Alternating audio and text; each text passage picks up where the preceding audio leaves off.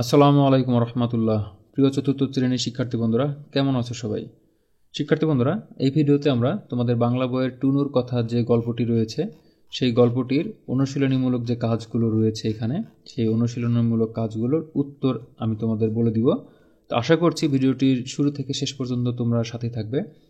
যদি তোমরা শুরু থেকে শেষ পর্যন্ত সাথে থাকো তাহলে এই প্রশ্ন উত্তরগুলো কীভাবে তোমরা খুব সহজে সমাধান করবে সেটি জানতে পারবে।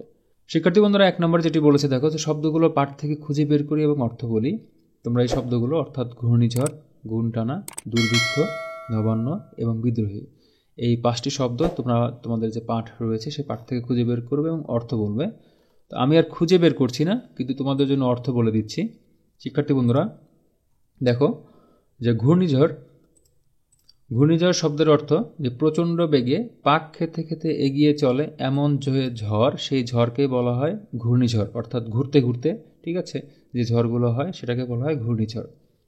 এরপর গুণ টানা অর্থ দড়ি বেঁধে টানা। গুণ মানে হচ্ছে দড়ি, হ্যাঁ, তাহলে গুণ টানা অর্থ দড়ি বেঁধে টানা।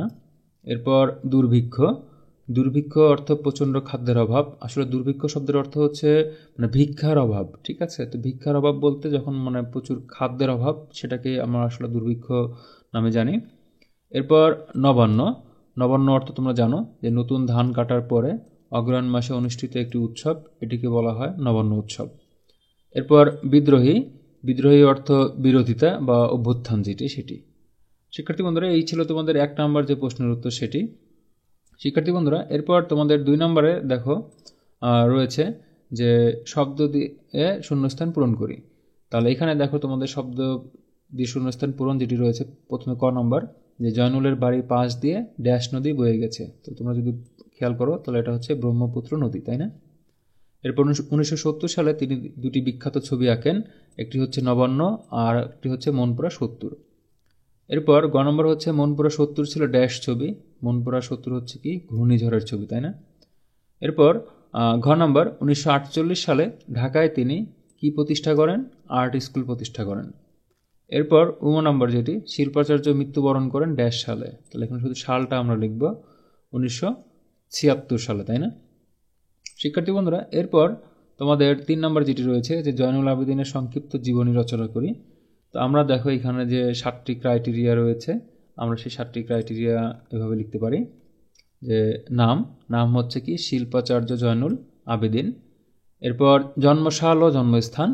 জন্মসাল হচ্ছে 1914 সালের 29শে ডিসেম্বর। এটা না দিলেও চলে অবশ্য, কারণ জন্মসাল যখন বলে তখন শুধু আমরা সালটা লিখব। তারপর আমি তারিখ দিয়েছি যে 1914 সালের 29শে ডিসেম্বর কিশোরগঞ্জ জেলার কেন্দুয়া গ্রামে তিনি জন্মগ্রহণ করেন। এরপর শৈশব, অর্থাৎ শৈশবে তিনি কী করতেন? যে তিনি বাড়ির পাশে ব্রহ্মপুত্র নদী দেখতেন, নদীর তীরে কাশবন দেখতেন, উড়ে যাওয়া পাখি দেখতেন, গুণটানা নৌকা দেখতেন, পথঘাট, গাছপালা, আকাশ ও ফসলের মাঠ এসব দেখতেন। আর কি করতেন? সেগুলোর ছবি আঁকতেন, তাই না? এসব তিনি দেখতেন আর সেসবের ছবি আঁকতেন, আর মাকে তিনি দেখাতেন সেগুলো। তার ইচ্ছে ছিল ছবি আঁকার উপর পড়াশোনা করবেন। এরপর তার কলেজের নাম হচ্ছে কলকাতা আর্ট কলেজ। তার আঁকা বিখ্যাত যে ছবি সেগুলো হচ্ছে নবান্ন, মনপুরা 70, বিদ্রোহী, মইটানা, গুণটানা, গায়ের বধূ ইত্যাদি।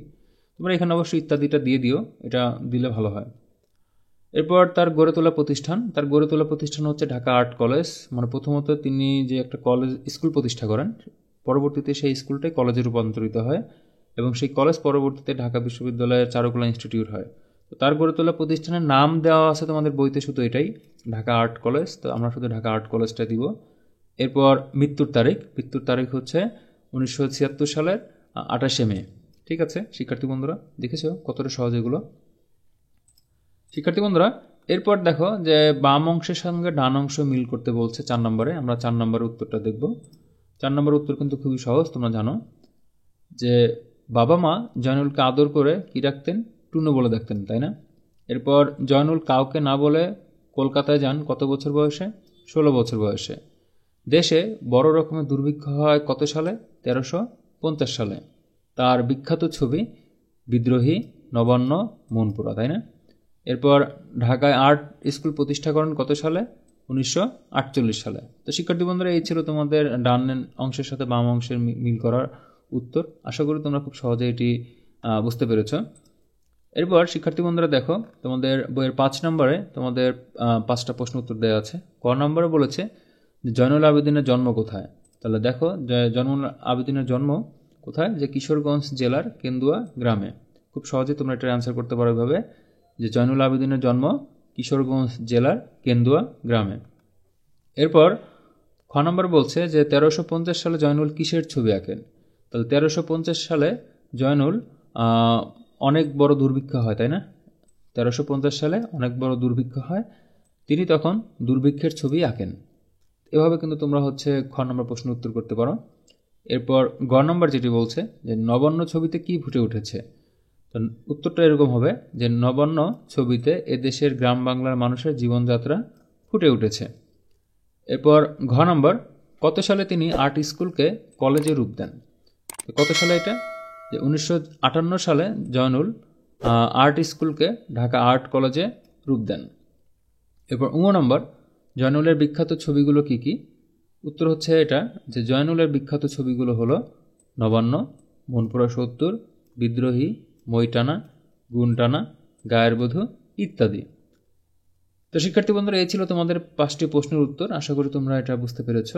যদি তোমাদের বুঝতে অসুবিধা হয়, তোমরা আরেকবার একটু পিছনে গিয়ে ভিডিওটা আবার দেখে নাও, তাহলে তোমাদের জন্য বুঝতে খুব সহজ হবে। এরপর শিক্ষার্থী বন্ধুরা 6 নম্বরে যেটি বলছে যে বড় হয়ে কি হতে চায় সে সম্পর্কে 5টি বাক্য লিখি, তাই না? তো বড় হয়ে কি হতে চায়, তোমাদের কিন্তু এক একজনের ইচ্ছা এক এক রকম। কেউ ডাক্তার হতে চাও, কেউ ইঞ্জিনিয়ার হতে চাও, কেউ শিক্ষক হতে চাও, কেউ হয়তো শিল্পী হতে চাও। তো যদিও এটা শিল্পাচার্য জয়নুল আবেদিনের, আর আমাদের আসলে সমাজে শিল্পী হওয়ার সুযোগ কম বা ইচ্ছাও কম থাকে, অনেকে খেলোয়াড় হতে চাও। তো তোমাদের যার যেটা মন চায় সেটা লিখবা। আমি শিক্ষক হওয়ার বিষয়টা লিখেছি, তাই না? দেখো এখানে যে আমি লিখেছি এখানে যে আমি বড় হয়ে একজন শিক্ষক হতে চাই, কারণ শিক্ষকতা একটি মহৎ পেশা।